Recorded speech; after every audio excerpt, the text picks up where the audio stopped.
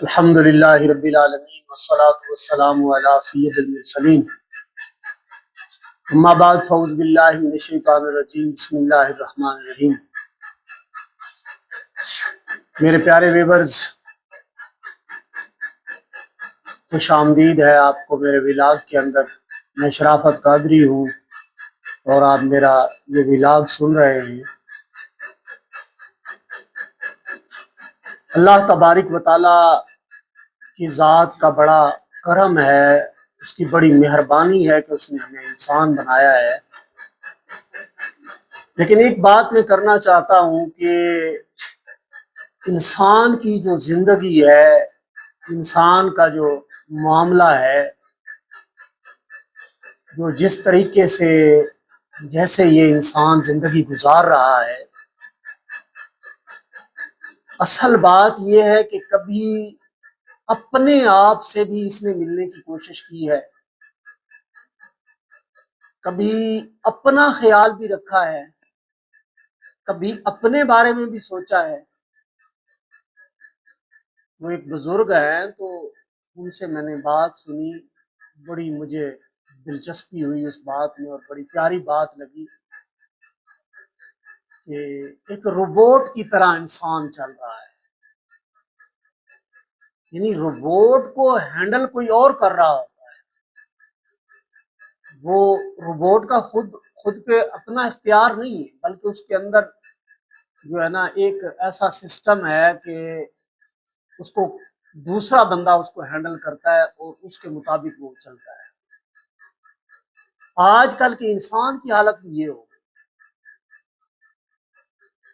کہ صبح سے لے کر شام تک اس میں امیر یا غریب ہونے کا کوئی فرق نہیں ہے، دونوں ہی چل رہے ہیں۔ چاہے کوئی اچھی پوزیشن کے اندر ہے تو وہ بھی لگا ہوا ہے صبح سے لے کر شام تک، اور بعضوں کو تو رات کے 11 بج جاتے ہیں، 12 بج جاتے ہیں، 2 بج جاتے ہیں، پھر تھک ہار کے جا کے لیٹتا ہے۔ اور کسی بیچارے کوئی کچھ ایسے ہیں کہ ان کو وہ رات کا جو ٹائم ہے اس کے اندر بھی جو ہے نا جی سکون حاصل نہیں۔ اور سوچنا یہ چاہیے کہ یار یہ میں کیا کر رہا ہوں، مجھے کچھ تھوڑا سا اپنا بھی تو پتا کرنا چاہیے۔ ہاں، اس کو دل آوازیں دیتا رہتا ہے، وہ اس سے ہم کلام ہونے کی کوشش کرتا ہے، وہ اس سے بات کرتا ہے، وہ اسے بہت اپنے قریب بلانے کی کوشش کرتا ہے، لیکن دماغ کے اندر دنیا کا شور ہی ایسا ہے، اتنی سوچوں کے انبار لگے ہوئے ہیں کہ وہ دل کی آواز جو ہے وہ دب جاتی ہے، دل کی آواز سن ہی نہیں پاتا دماغ کے شور کے اندر۔ اور عقل جو ہے، دماغ جو ہے، یہ کبھی بھی اس کو منزل مقصود تک نہیں پہنچنے دیتا۔ بعض لوگوں نے تو یہ سمجھا ہوا ہے نا کہ عقل مندی بڑی زبردست چیز ہے، لیکن جو صراط مستقیم جس کو کہا گیا ہے، تو صراط مستقیم وہ ایک رابطہ ہے اللہ تبارک و تعالیٰ کی ذات کے ساتھ، اور وہ عقل کبھی بھی قائم نہیں ہونے دیتی، کیونکہ وہ ایک نور کی تار ہے یا نور کی ایک رسی ہے، یوں سمجھ لیں ایک لائن ہے، کرن ہے نور کی، جو اس کے دل سے اللہ تبارک و تعالیٰ کی طرف جاتی ہے، جس کو صراط مستقیم کہا جاتا ہے۔ وہ جو ایک لائن ہے، جو ایک نور کی تار ہے، جو اسے اپنے اللہ تبارک و تعالیٰ کی ذات کے ساتھ جوڑتی ہے، تو اس کا جو جوڑنا ہے، اس کا جو اس کے ساتھ جڑنا ہے، وہ تار جو ہے وہ اگر مثال کے طور پر اس دل کی طرف ہی توجہ ہی نہیں ہوگی، دل کی کوئی بات ہی نہیں سنے گا، دل کے کسی مقصد کو ہی نہیں جانچے گا، یا یوں کہہ لیجئے کہ آپ کے دل کے اندر ایک نور کا شہر ہے، اور اس نور کے شہر کے اندر آپ نے داخل ہونا ہے، اس طرف تو سوچ ہی نہیں ہے کسی کی۔ ایسے بھاگم بھاگ دنیا کے اندر لگا ہوا ہے۔ اب دیکھیے نا کہ انسان دنیا کے اندر آیا کیا اپنی مرضی سے آیا ہے؟ نہیں، کوئی بھی یہ دعویٰ نہیں کر سکتا، چاہے وہ مسلم ہو یا غیر مسلم ہو، کسی بھی مطلب کسی بھی ذہنیت کا مالک انسان نہ کبھی بھی یہ دعویٰ نہیں کر سکتا کہ وہ خود سے اس دنیا کے اندر آئے۔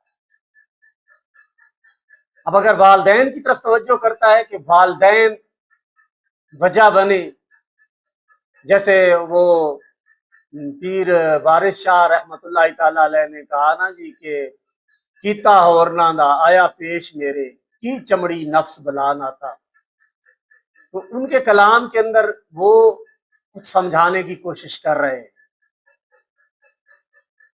لیکن اگر حقیقت اس کی گہرائی کے اندر آپ جائیں گے نا، جیسے میرے مالک کریم نے فرمایا نا کہ میرے حکم کے بغیر ایک پتا بھی نہیں ہل سکتا، تو برادر مکرم یہ بات ذہن نشین کر لو کہ انسان کے بس کی بات نہیں۔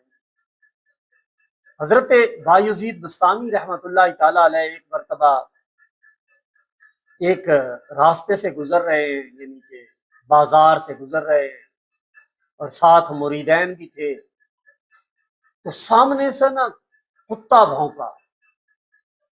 جب وہ بھونکنے لگا نا تو ایک مرید آگے بڑھا اور اس کو جو ہے نا جھاڑنے لگا، بھگانے لگا کہ جی یہ میرے پیر صاحب کو کتا بھونک رہا ہے تو میں اس کو دور بھگاؤں۔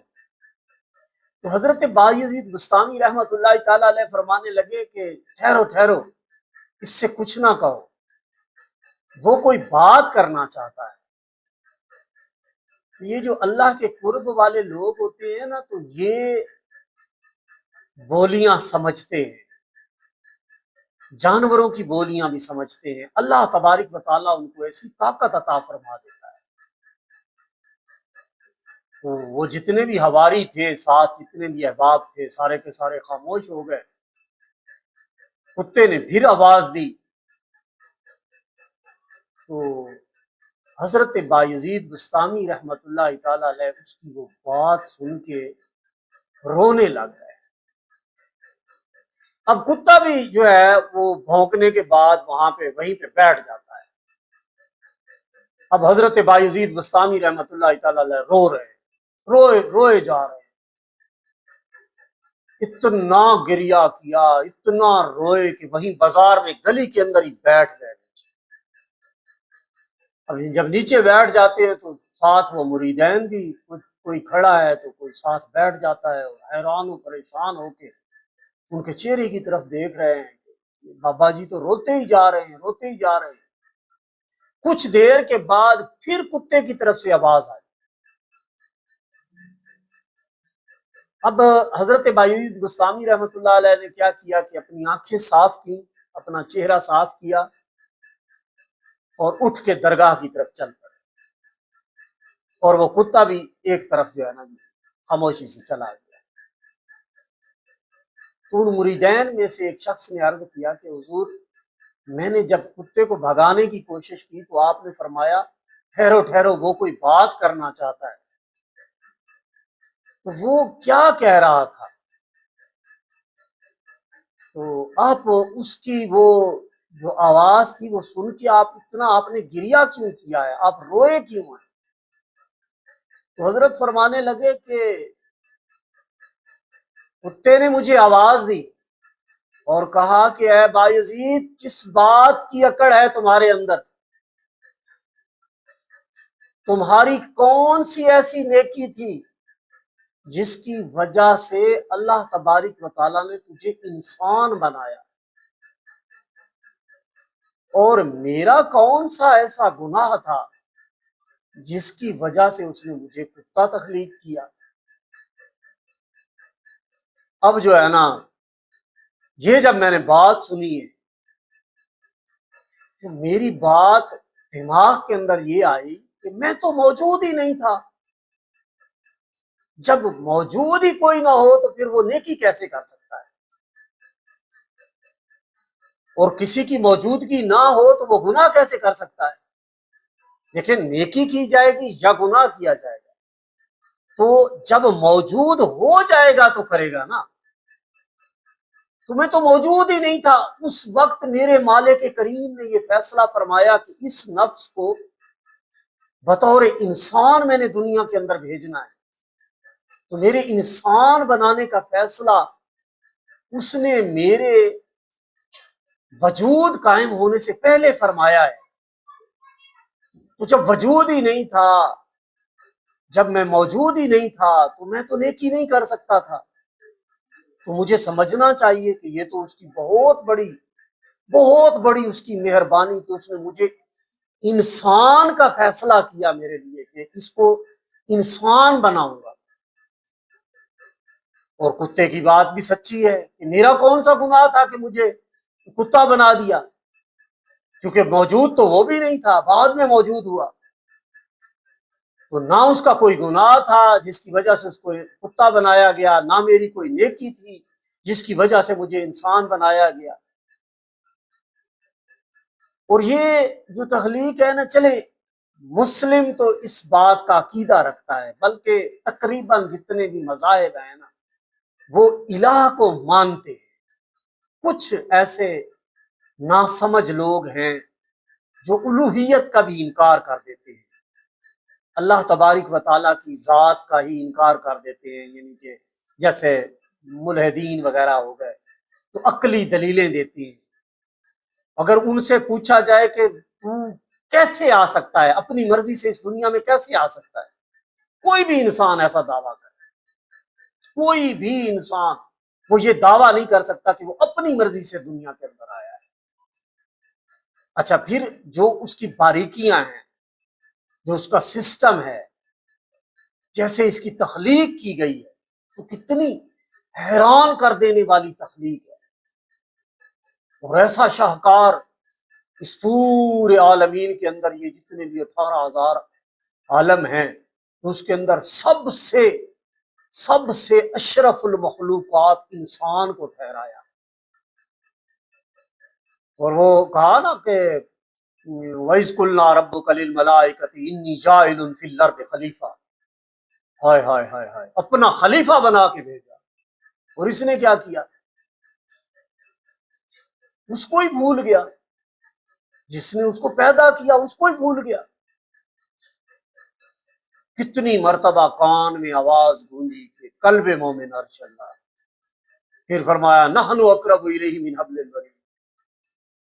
کتنی دلیلیں دی گئی، کتنے فلسفے، کتابیں، کیا کچھ نہیں مطلب لکھا گیا، کتنی نئی وضاحتیں ہوئی، کم و بیش 1,24,000 پیغمبر آئے، سبھی اعلان کرتے رہے، سبھی اس کو بتاتے رہے کہ اس مالک حقیقی کی بارگاہ میں جھک جا۔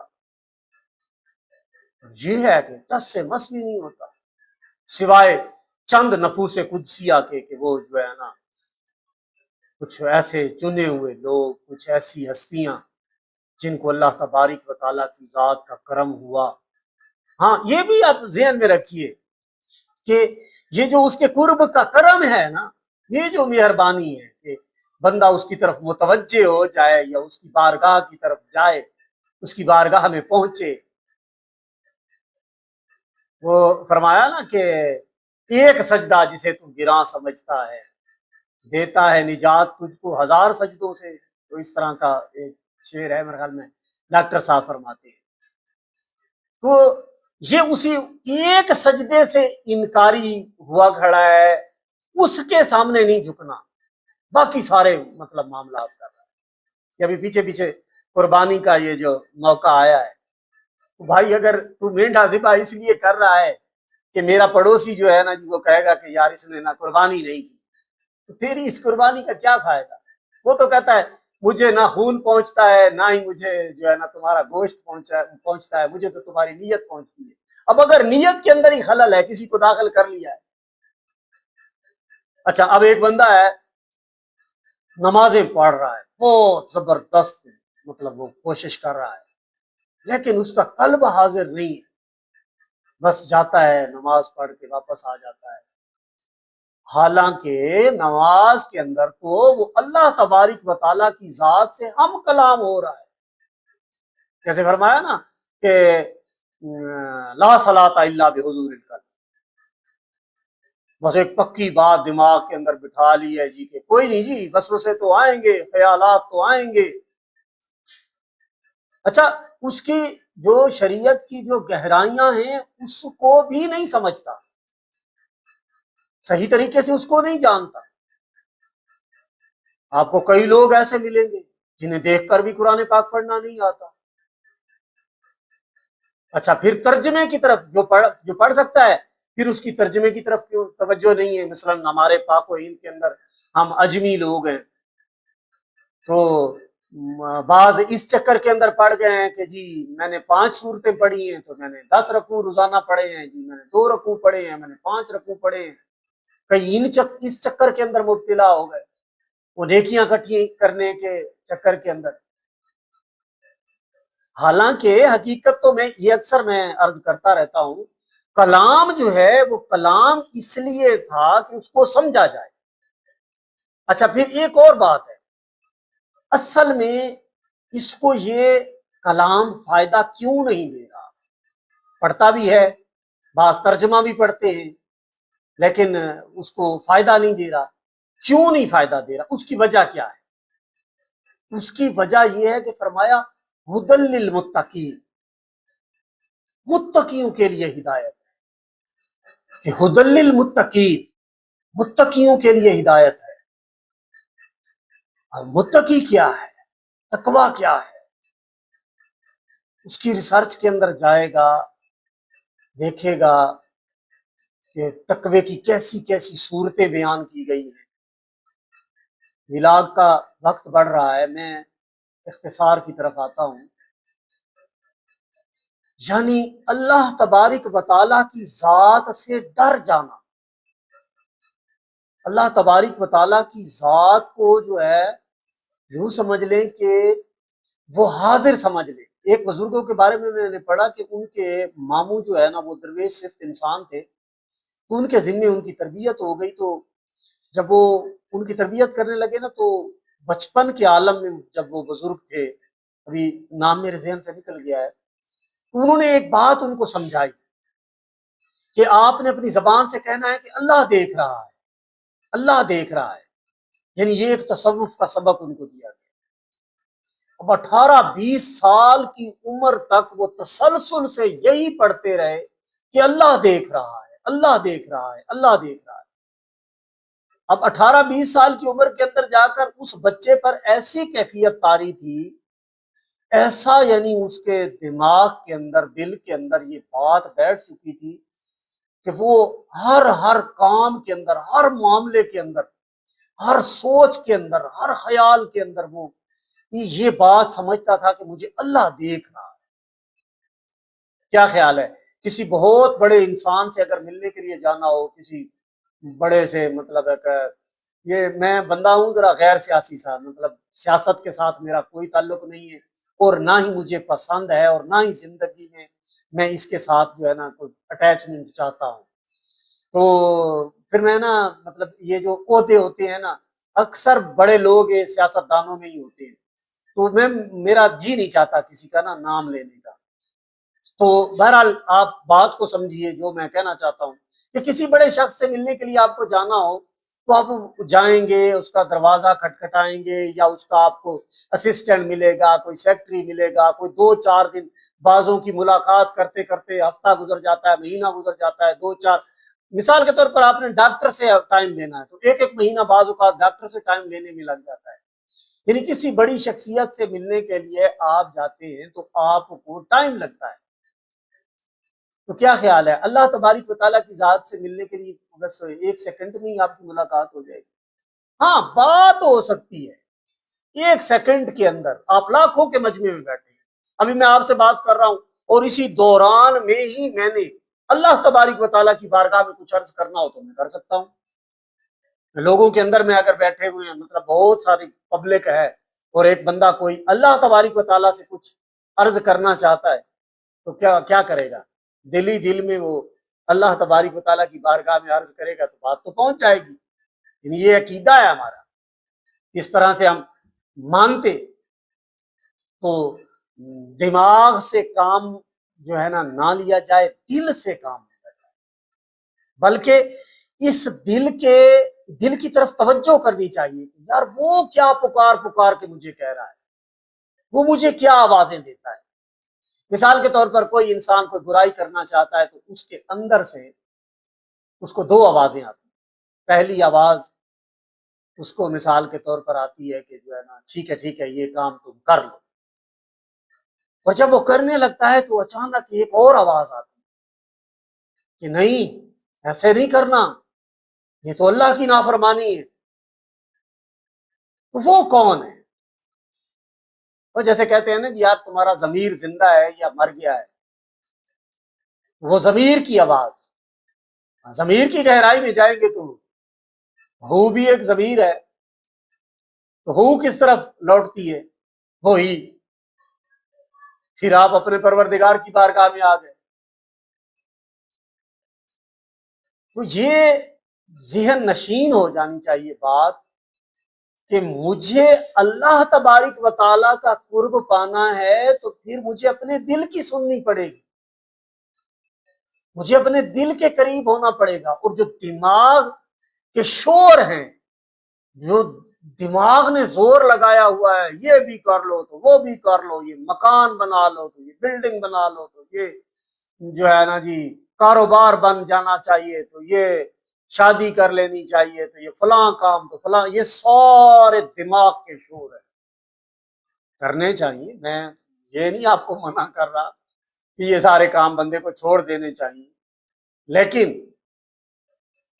جتنی کوشش ادھر کر رہا ہے کم از کم 24 گھنٹے ہوتے ہیں، 24 گھنٹے میں 5-6 گھنٹے یا 10 گھنٹے وہ مثال کے طور پر نیند میں چلا جاتا ہے، باقی جو ٹائم بچتا ہے اس میں سے وہ مثال کے طور پر اس کے پاس 10 گھنٹے بچتے ہیں، تو 10 گھنٹے بھائی 9 گھنٹے دے وہ دنیا داری کو، 1 گھنٹہ تو مالک کی بارگاہ میں حاضر ہو، ایک گھنٹہ تو جو ہے نا وہ اپنے لیے نکالے۔ نہیں، خیال ہی نہیں ہے، پتہ ہی نہیں ہے، سوچ ہی نہیں ہے، سمجھ ہی نہیں ہے۔ اور یہ جو آپ نے بڑی بڑی ہستیاں دیکھی ہیں نا، بہت بڑے بڑے لوگ آئے ہیں، مطلب کسی نے کلام کر کے بات کی تو کسی نے جو ہے نا مطلب عملی طور پہ کوئی جنگیں لڑی اور بہت زیادہ فتوحات حاصل کی، کسی نے بہت بڑی بادشاہی کر کے دکھائی۔ اسلام کے اندر بہت بڑے بڑے جو ہے نا جی آپ کو نام ملیں گے۔ تو یہ وہ لوگ تھے جو دل کی بات سنتے تھے، جن کی توجہ اللہ ہو گئی تھی، جو عارف باللہ ہو گئے تھے، جنہوں نے اللہ تبارک و تعالیٰ کا قرب پا لیا تھا، پھر ہی وہ اس طرف متوجہ ہوئے۔ ابھی میں یہ ولاگ بناتا ہوں، یہ کیا وجہ ہے، میں کیوں یہ ولاگ بناتا ہوں؟ یہ تو الٹا مجھے فائدہ ہو رہا ہے ولاگ بنانے کا، یعنی میں خود فائدہ اٹھاتا ہوں اس چیز کا۔ کیا فائدہ اٹھاتا ہوں؟ آپ سے یہ باتیں ہوتی ہیں، آپ میں سے کئی ایسی ہستیاں بیٹھی ہیں، ایسے کامل لوگ ہیں، اب ویسے نہ پتا ہوتا تو ٹیلی فون کے ذریعے تو مجھے پتا ہے نا کہ کیسی کیسی ہستیاں میرے ساتھ فون کے اوپر رابطہ کرتی ہیں۔ تو یہ جو ہے نا میں تو یہ سمجھتا ہوں کہ یہ میں سبق سنا رہا ہوں آپ لوگوں کو، اور خود بھی کوشش کر رہا ہوں کہ ان چیزوں کے اوپر عمل ہونا چاہیے۔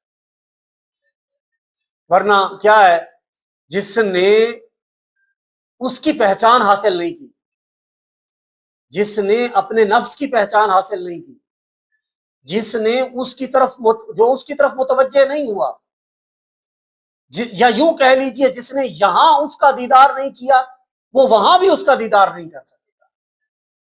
یہ یاد رکھیے، یہ پکی بات ہے، جو یہاں معرفت الہی حاصل نہیں کر سکتا اس کو آگے بھی کوئی معرفت ملنے والی نہیں ہے، بھلے کہ اس کے سارے وہ جو ہے نا جی جتنے بھی لطائف ہیں کھول دیے جائیں گے، ہر چیز۔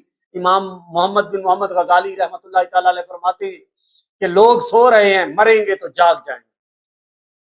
قول تو بڑے بڑے زبردست بزرگوں کے موجود ہیں، لیکن وہ پھر یہ ہو کہ اب پچھتائے کیا ہو جب چڑیاں چگ گئی کھیت، اور اس وقت وہ ترلے کر رہا ہو، منتیں کر رہا ہو کہ ایک لمحے کے لیے بھیج دے، میں وہاں جا کے اور کوئی کام کروں گا ہی نہیں، بس صرف میری توجہ تیری جانب ہی رہے گی، میں تیرا فرما بردار بن کے رہوں گا۔ تو نہیں میرے بھائی، ایسے نہیں۔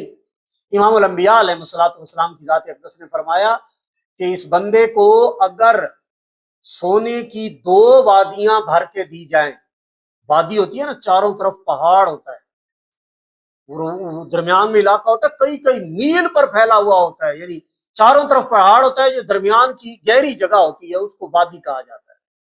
تو فرمایا 2 وادیاں بھر کے دی جائیں تو تیسری کی یہ خواہش کرے گا۔ یہ انسان کی فطرت کے اندر شامل ہے۔ اور جنہوں نے اپنے مالک سے رابطہ جوڑ لیا، جنہوں نے اپنے مالک سے محبت کر لی ہے، جن کی توجہ اللہ ہو گئی ہے، خدا کی قسم وہ ایسے نفوس ہوئے ہیں، ایسی ہستیاں ہوئی ہیں کہ پھر اس کو جو ہے نا جی اور کچھ یاد ہی نہیں رہا۔ وہ عاشق رسول ایک نواز شریف کا شعر میرے ذہن میں آ گیا ہے، بس یاد رہا اتنا سینے سے لگی جاتی۔ جیسے سرکار علیہ السلام کی بارگاہ میں کوئی عاشق گیا نا، تو وہ اس کو لفظوں کے اندر بیان کر رہا ہے اپنی محبت کو، تو کہتا ہے بس یاد رہا اتنا کہ سینے سے لگی جاتی، پھر یاد نہیں کیا کیا انوار نظر آئے۔ اجازت دیجیے، انشاءاللہ ملاقات ہوگی اگلے ولاگ کے اندر۔ السلام علیکم ورحمۃ اللہ وبرکاتہ۔